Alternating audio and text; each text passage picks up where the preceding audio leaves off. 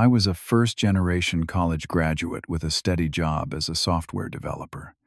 Nothing special, but I was proud of what I had accomplished. Then I met Jessica, and everything changed. Her smile lit up the room from the first moment at that community center. We fell in love despite coming from completely different worlds. Her family was old money, and mine was just old determination. Tonight I planned to propose with my grandmother's vintage ring at her family's dinner. The way her mother looked at me across the table, though, made my stomach twist with uncertainty. Before I tell you what happened next, let me know where you are watching from in the comments. Hit subscribe if you have ever felt judged for something you could not control. Trust me, what happened that night changed my life forever. My name is Arturo Reyes. I was 27 when this story began, working as an entry-level software developer at a promising tech startup in Boston.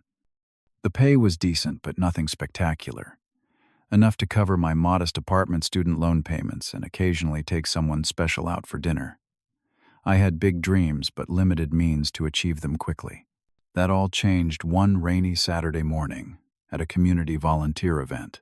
I had signed up to help serve meals at a local shelter, something my mother had instilled in me since childhood. We may not have much, but we always have enough to share. As I was organizing food trays, I noticed her, Jessica Kensington, beautiful in a completely unassuming way, laughing with an elderly homeless man as she poured him coffee. No makeup, hair pulled back in a simple ponytail, wearing jeans with a faded Harvard sweatshirt. Something about her genuine smile caught my attention immediately. "You are new here," she said, catching me staring. Her voice carried no judgment, just warmth and curiosity. First time, I admitted, though probably not the last. We spent the entire shift working side by side, talking about everything from favorite books to childhood memories. Only later did I learn her family owned half the real estate in downtown Boston. That day she was just Jessica, compassionate, intelligent, and refreshingly authentic. Our worlds could not have been more different. My parents had immigrated from Mexico when I was 5, working multiple jobs to provide opportunities they never had. Every penny I earned felt like a tribute to their sacrifice. Jessica, meanwhile, had attended private schools her entire life, summered in Martha's Vineyard, and never worried about student loans or credit card bills. Yet somehow we connected on a deeper level than I had experienced with anyone before. Our first date was nothing fancy. Coffee at a small cafe near the shelter, followed by a long walk along the Charles River. She seemed genuinely uninterested in lavish restaurants or exclusive clubs, preferring simple experiences where we could actually hear each other talk. As weeks turned into months, our relationship deepened. Jessica introduced me to classical music, contemporary art, and literature I had never explored. I taught her how to change a tire, cook authentic Mexican dishes, and navigate public transportation. We balanced each other, perfectly filling gaps in our different life experiences. After 2 years together, I knew without doubt that I wanted to spend my life with her. While Jessica never explicitly mentioned our economic disparities, I worked extra hours developing side projects determined to build a more secure future. Every night after work, I studied for additional certifications that could advance my career. My goals were not about matching her family's wealth. That would be impossible, but about creating stability for our potential life together. Meeting her family for the first time had been uncomfortable, to say the least. Their estate in Beacon Hill looked like something from a historical documentary. Original hardwood floors, priceless artwork, and furniture that probably belonged in museums. Her father, James Kensington, was a reserved man who spoke in measured sentences and asked pointed questions about my 5-year career plan. Though intimidating, I sensed a grudging respect when I answered honestly rather than trying to impress. Her mother, Eleanor, was another story entirely. From the moment I entered their home, she assessed me like a disappointing purchase she was considering returning. Every conversation somehow circled back to family connections, boarding schools, or vacation properties. When I mentioned my parents owned a small restaurant in a working-class neighborhood, she smiled tightly and changed the subject. "They will warm up eventually." Jessica assured me after that first tense visit. Mom is just protective. Dad actually liked you. He never offers his special scotch to just anyone. Over the months that followed, these family gatherings became slightly more tolerable, though Eleanor's subtle disapproval remained constant. She would make casual remarks about Jessica's ex-boyfriend Andrew, a hedge fund manager from a good family, or ask leading questions about my apartment in the transitional part of town. Despite these undercurrents of tension, Jessica and I grew closer. She began hinting about marriage, leaving bridal magazines open to specific pages or commenting on friends' engagement announcements with meaningful glances my way. I wanted to propose properly, with a ring on one knee, the whole traditional experience. Money was tight, but I had something more valuable than anything I could purchase. My grandmother's vintage ring.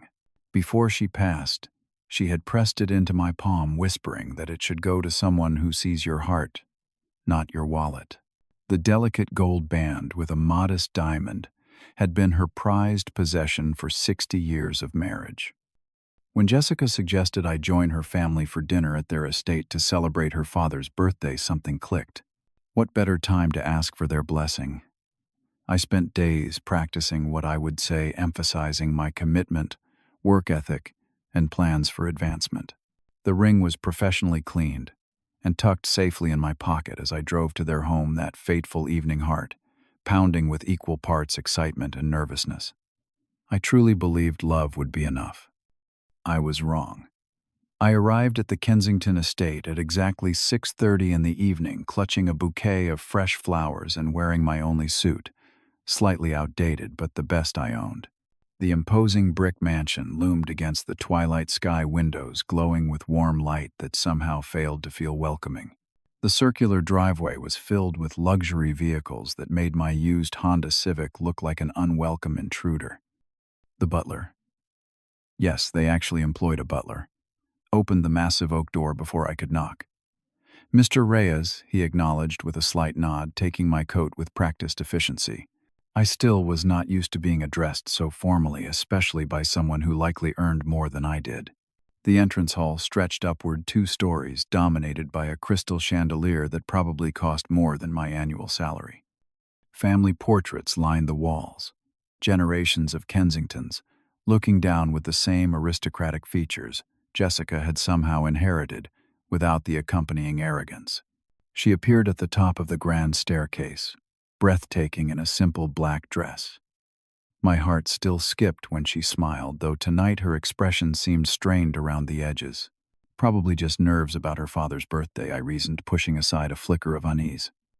"Arturo," Jessica said, kissing my cheek lightly. "Everyone is in the formal dining room already." I noticed she did not take my hand as she normally would, maintaining a slight physical distance as we walked through the house. Again, I dismissed the observation, focusing instead on the weight of the ring box in my pocket. James Kensington stood as we entered, offering a firm handshake. "Arturo, good to see you again." He gestured toward an ornate sidebar. "Scotch Macallan 25, a special bottle for the occasion." "Thank you, sir," I replied, accepting the amber liquid in a heavy crystal glass. The whiskey probably cost more than my weekly grocery budget. Eleanor barely acknowledged my presence with a tight smile that never reached her eyes. "Jessica, darling, come sit by me," she directed, patting the chair beside her, directly across from where I was apparently expected to sit. The table was set with precision, multiple forks, spoons, and knives flanking fine china plates. I had studied dining etiquette videos specifically for these occasions, determined not to embarrass myself or Jessica. Still, I noticed Eleanor watching as I selected each utensil, as if waiting for a mistake to pounce upon. Conversation during the first course remained superficial. Local politics, the weather, an upcoming charity gala. I contributed when appropriate, but increasingly noticed Jessica's unusual quietness. Normally, she would draw me into discussions, proudly mentioning my recent work accomplishments or sharing stories from our time together. Tonight, she seemed almost withdrawn, avoiding direct eye contact. The tension in the room shifted as the main course arrived, perfectly cooked beef Wellington that I was too nervous to fully appreciate. James cleared his throat, turning the conversation toward family matters. Jessica tells us you have been together for quite some time now, he remarked, swirling the expensive scotch in his glass. 2 years, is it? Yes, sir, I confirmed, sensing an opening. The best 2 years of my life. Eleanor cut her food with precise movements. And, still, at the same company are you? The question carried a subtle barb. Yes, though I am on track for a promotion by year-end, I answered, keeping my tone even. Our latest project has attracted significant investor attention. How lovely, she replied dismissively. Though technology is so volatile these days. Here today, bankrupt tomorrow. Her eyes flicked to Jessica, not like finance or real estate. Andrew's firm just expanded internationally. Did you know? Your father saw him at the club last week. Jessica shifted uncomfortably but said nothing to defend me. The silence felt pointed and something cold settled in my stomach. Gathering my courage, I steered the conversation toward the future. Actually, I have been thinking a lot about stability and building something lasting. I began, my hand unconsciously moving toward my pocket. Jessica and I have discussed. Let me stop you right there. Eleanor interrupted, setting down her fork with a deliberate clink against fine china. Her voice dropped to a lower register, all pretense of politeness evaporating. This has gone on quite long enough. James looked between his wife and me, expression unreadable, as he took another sip of scotch. Eleanor continued, each word precisely aimed. You seem like a nice enough young man, Arturo. Hard-working, respectful, ambitious even. But let us be perfectly clear. You are simply too poor for our daughter. The words hung in the air like smoke. I felt blood rushing to my face, but remained silent, waiting for Jessica to speak up. Jessica has certain needs, expectations, a lifestyle she has been raised to maintain. Eleanor continued, warming to her subject. Your apartment in that questionable neighborhood, your modest career prospects, your family's background. She managed to make the last words sound like a diagnosis of a terminal condition. Mother Jessica finally whispered, but there was no force behind it. No real objection. Darling, we have indulged this relationship because you seem to need some sort of rebellion phase. But marriage, children, a future. Be realistic. Eleanor's eyes narrowed. He drives a 10-year-old Honda. Lives in a one-bedroom apartment with second-hand furniture. Has student debt that will take decades to repay. Each statement landed like a physical blow, not because they were false, but because they were facts. I had shared with Jessica, in moments of vulnerability, information now weaponized against me.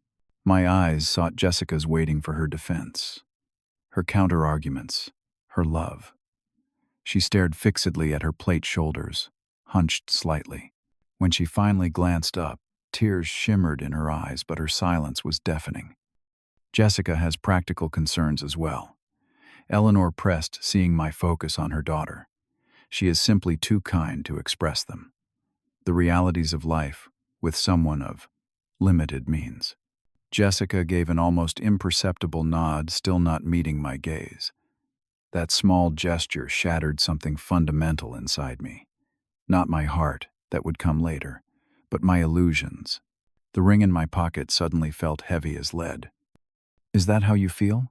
I asked Jessica directly, my voice surprisingly steady. She finally looked at me, conflict evident in her expression. I love you, Arturo, but her voice trailed off, the unspoken remainder of that sentence clear enough. But my mother is right. But I cannot lower my standards. But love is not enough. Her silence was her answer, and her betrayal was complete. The dining room seemed to recede around me as time slowed down. My heartbeat echoed in my ears, drowning out Eleanor's continued assessment of my inadequacies. In that stretched moment, memories flashed through my mind with painful clarity. My parents working double shifts to afford English lessons for me. My father's calloused hands as he helped me move into my first apartment. My mother's tears of pride at my college graduation. They had taught me that dignity was not measured by possessions but by character. The tightness in my chest transformed from shame to something unexpected, a sense of profound relief. The truth, however painful, was infinitely preferable to illusion. Heat flushed through my body as clarity washed over me like a wave. In seconds, I made the hardest decision of my life with absolute certainty. I took a deep breath, and to everyone's visible confusion, I smiled. The expression felt foreign on my face given the circumstances, but it was genuine. Not a smile of happiness, but of liberation. With deliberate movements, I placed my napkin beside my half-eaten meal and slowly stood. "Thank you for your honesty, Mrs. Kensington," I said, my voice calm and clear.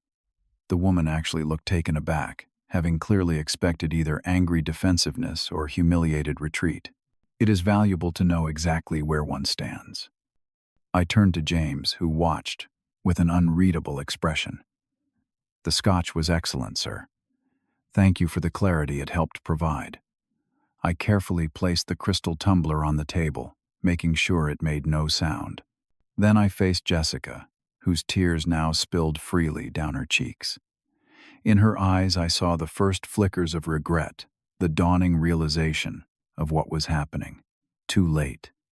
"I have always believed that wealth is not what you have in your bank account, but what you have in your heart," I said quietly. "I came here tonight planning to offer you everything I have: my name, my future, my complete devotion. I thought those things had value." My hand moved away from my pocket without removing the ring. "I was raised to believe that when you love someone, you stand by them. You defend them when they are attacked, especially when they are attacked unfairly. Your silence tonight has spoken volumes." I stepped back from the table, straightening my shoulders.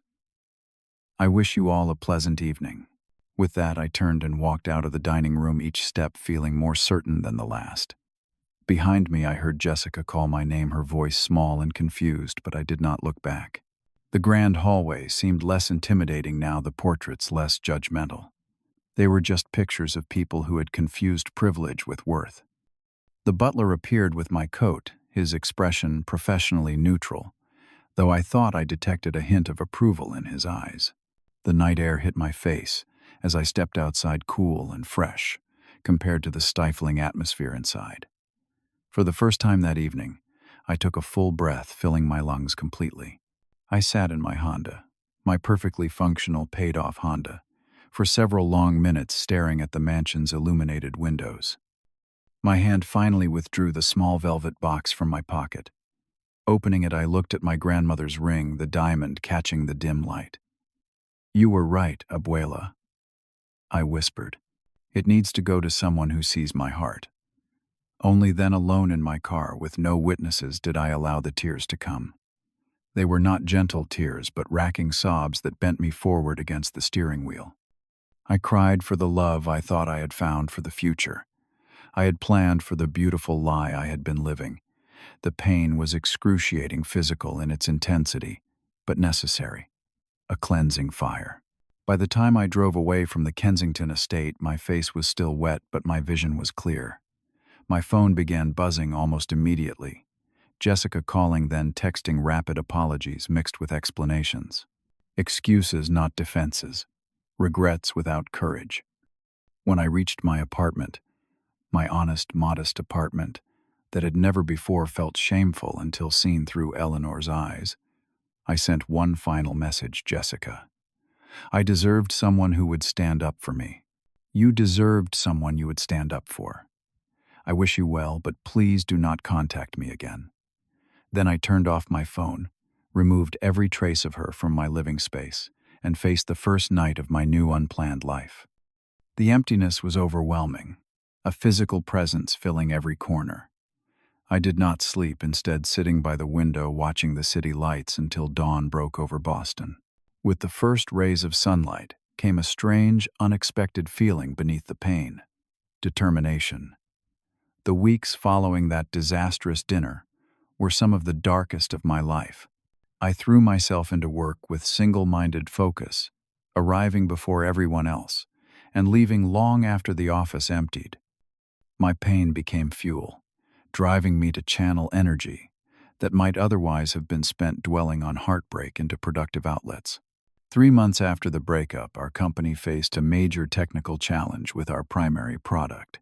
During a tense meeting where solutions seemed increasingly elusive, I found myself speaking up with an innovative approach I had been developing after hours. "That is actually brilliant, Arturo," my manager said, looking genuinely impressed. "Draft a full proposal and have it on my desk tomorrow." I worked through the night presenting a comprehensive plan the next morning. 2 weeks later, my solution not only solved the immediate problem, but opened new possibilities for the company's technology. The quarterly performance review brought an unexpected promotion and a substantial raise. Not enough to impress the Kensingtons, perhaps, but enough to finally pay down significant portions of my student debt. My direct supervisor, David, began taking a mentor role in my career. "You have got something special, Arturo," he told me over coffee one morning. "Not just technical skills, but vision. Have you ever considered the entrepreneurial route?" I hadn't, viewing my job security as too precious to risk, but with my heart shattered and rebuilt, risk no longer seemed so frightening. I enrolled in night classes for business administration, expanding my understanding beyond coding to market analysis and operational management. Each new skill felt like another brick in the foundation of a future I was now building solely for myself. 6 months after the promotion, a colleague named Marcus approached me about a partnership opportunity. "I have got seed funding for a startup developing accessibility software," he explained. "But I need a technical co-founder who understands both the code and the business side.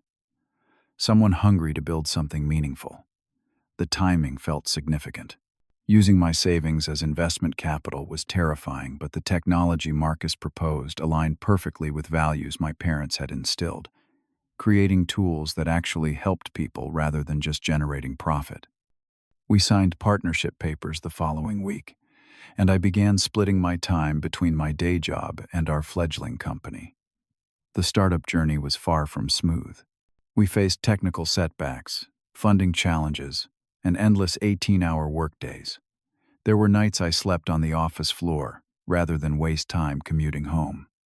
During one particularly difficult period, when our main server crashed before a major client demonstration, I found myself laughing hysterically at 3 in the morning, the stress of potential failure somehow less daunting than the emotional devastation I had already survived. The breakthrough came unexpectedly. A small nonprofit serving visually impaired users implemented our software and published a case study detailing the dramatic improvements in their clients' digital accessibility. The article caught attention from larger organizations, and suddenly our calendar filled with meetings with potential clients. Marcus handled the business side brilliantly, while I ensured our technology exceeded every promise we made. Our company, Access Bridge Technologies, grew from 2 founders to 15 employees within 18 months. My personal transformation matched our business trajectory. I moved to a comfortable 2-bedroom apartment in a better neighborhood. Not to impress anyone, but because I deserved a space that reflected my hard work.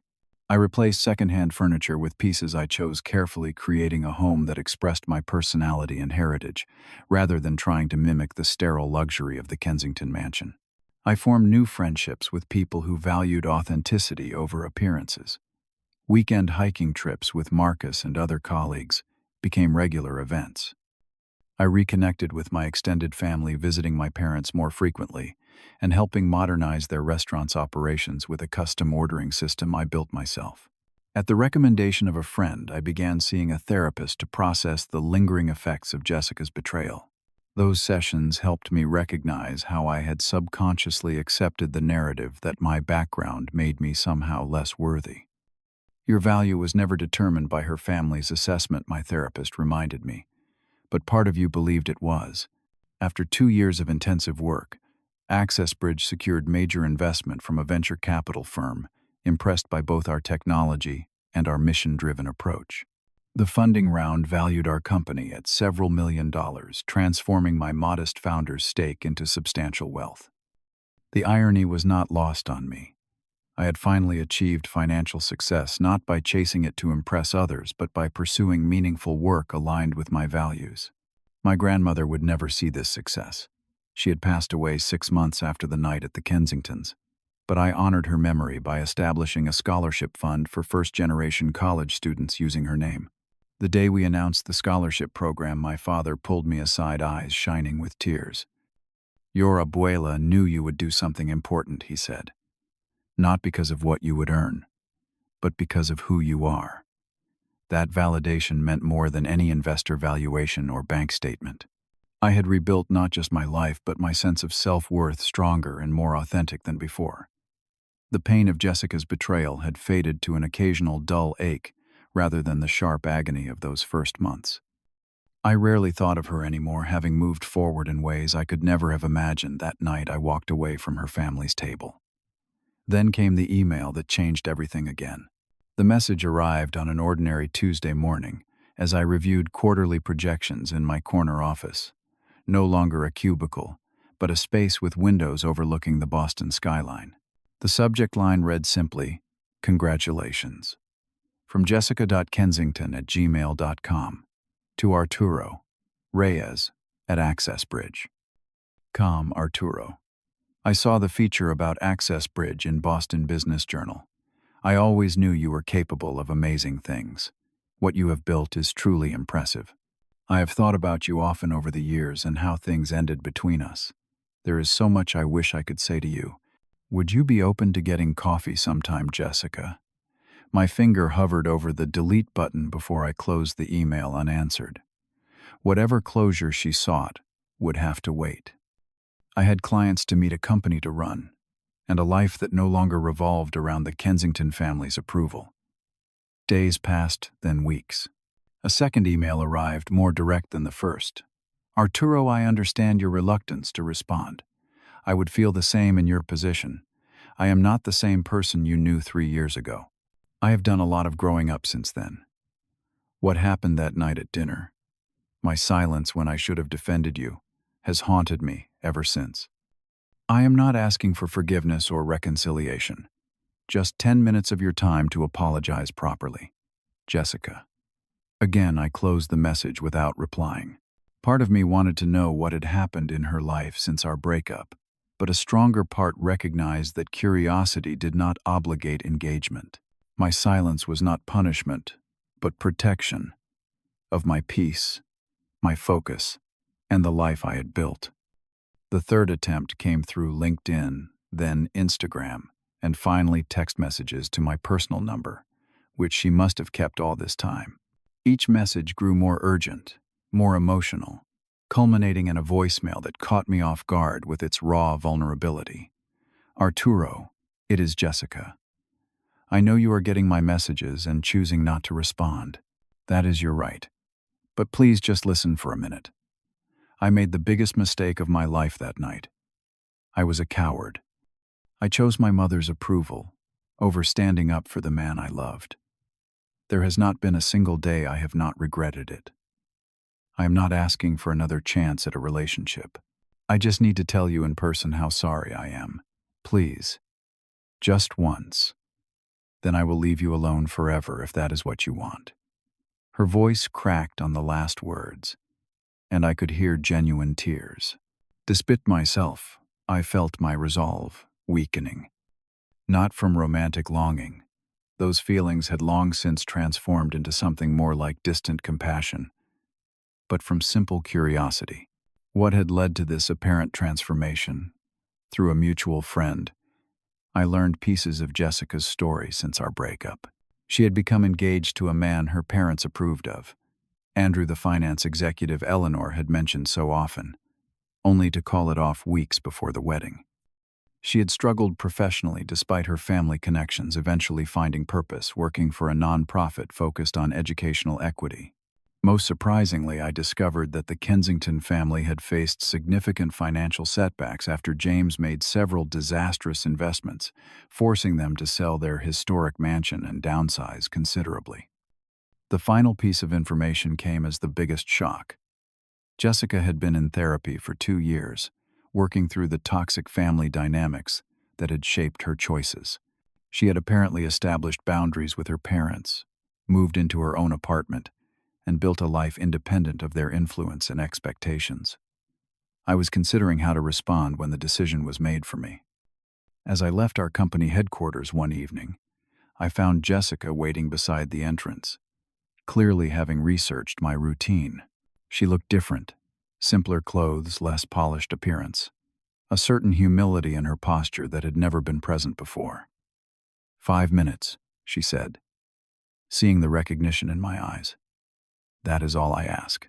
For a long moment, I considered walking past her to my car. Instead, I nodded toward a bench in the small park across the street. 5 minutes. As we sat beneath maple trees turning golden with autumn, Jessica spoke without preamble. I was raised to believe that status and money were everything. That night at dinner I froze because choosing you meant rejecting everything I had been taught to value. It was not that I did not love you. I did completely. But I was too weak to act on that love. She paused, collecting herself. The look on your face, when you realized I would not defend you. I see it in my nightmares. You deserved so much better. Yes, I agreed simply. I did. After you left, I tried convincing myself Mother was right, that practical concerns outweighed feelings. I dated men from appropriate backgrounds, including getting engaged to Andrew. She twisted her hands in her lap. It took me almost destroying my life with the wrong choices to realize how deeply I had internalized my parents' toxic values. I listened silently, neither offering absolution nor adding to her self-recrimination. When our family lost most of their money, it was actually the best thing that could have happened to me, she continued. I saw who really stood by us, and it was not the social circle Mother had prioritized over everything else. I finally understood what you meant that night about wealth being in your heart, not your bank account. Her eyes, when they met mine, held no expectation of reconciliation, only a genuine desire for understanding. I am not asking for anything from you, Arturo. You have built an amazing life. I just needed you to know that you changed me for the better, even through the pain I caused. Your courage that night showed me what real integrity looks like. My response surprised even me. Would you like to get coffee sometime next week? Just to talk. The cafe where we met was neutral territory, not one we had frequented during our relationship, but a simple place with good coffee and enough ambient noise for privacy. The conversation began awkwardly, but gradually evolved into something genuine. We spoke as two adults who once shared a deep connection, now meeting as fundamentally changed people. Jessica had indeed transformed. She worked coordinating educational programs for underprivileged youth, living in a modest apartment and driving a used car, not unlike my old Honda. When she spoke about her students, authentic passion replaced the practiced enthusiasm I remembered from our time together. My parents still do not fully understand my choices, she admitted. Mother especially thinks I am wasting my education. But for the first time, I am doing something that matters to me, not to them. I shared details of Access Bridge's growth, our upcoming expansion, and the scholarship program named for my grandmother. Life took an unexpected direction, I concluded, but the right one. As our coffee ended, Jessica hesitated.